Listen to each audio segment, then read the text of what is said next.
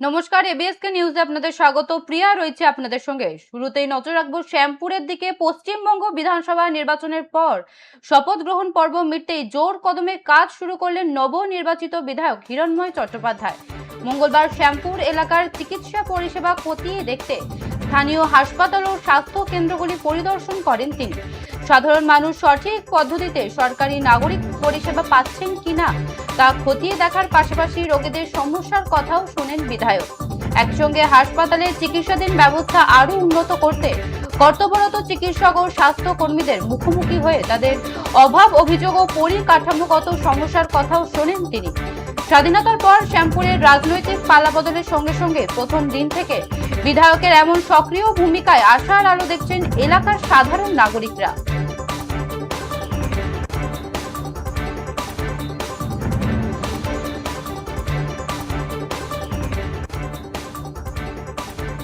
শপথ গ্রহণের পর থেকে অ্যাকশন মোডে হিরণময় হাসপাতালের পরিদর্শনে শ্যামপুরের বিধায়ক।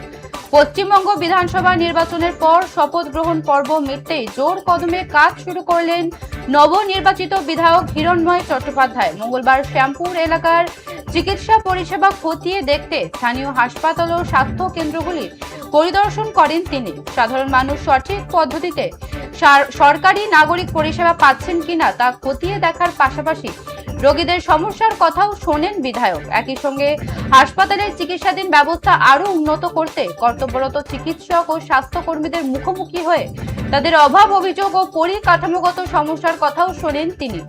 স্বাধীনতার পর শ্যামপুরের রাজনৈতিক পালাবদলের সঙ্গে সঙ্গে প্রথম দিন থেকে বিধায়কের এমন সক্রিয় ভূমিকায় আশার আলো দেখছেন এলাকার সাধারণ নাগরিকরা।